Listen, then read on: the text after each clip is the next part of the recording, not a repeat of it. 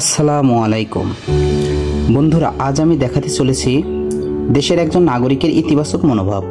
ডিসপ্লেই দেখছেন একটি ছোট্ট ব্রিজ বা কালভার্ট। এই ব্রিজটা দেখতে ছোট হলেও এর গুরুত্বটা অনেক বলতে পারেন, কারণ একাধিক গ্রামের বর্ষায় অধিক পানি এই রিভারটা দিয়েই বেগবতী নদীতে চলে যায়। সম্প্রতি ব্রিজের সামনে থেকে 11 শতক জমি ক্রয় করেছেন শাহিন এল করিম নামক এক ভাই। বসতবাড়ি হয়তো লক্ষ্য ছিল, কিন্তু সমাজের উন্নয়নের নেশা আবার বসতবাড়ির আকাঙ্ক্ষায় তিনি ব্রিজ থেকে জমির মাঝ বরাবর প্রায় 5 ফুট চওড়া করে 2টা ড্রেন করে দেন, যেন পরিবেশের বিপর্যয়ে না পড়তে হয়। তিনি প্রমাণ করে দিলেন, দেশে নেতিবাচক মানুষের ভিড়ে ইতিবাচক দৃষ্টিভঙ্গি সম্পন্ন মানুষও বিরাজমান।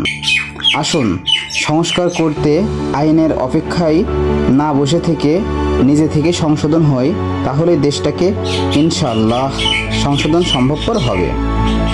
তার সাথে বিকাল টাইমে মনোরম সৌন্দর্যে মনোমুগ্ধকর প্রাকৃতিক দৃশ্য চোখ জুড়িয়ে যায়। আল্লাহর সৃষ্টির সৌন্দর্য আপনার মনটাকে আবার নতুন সাজে সাজান।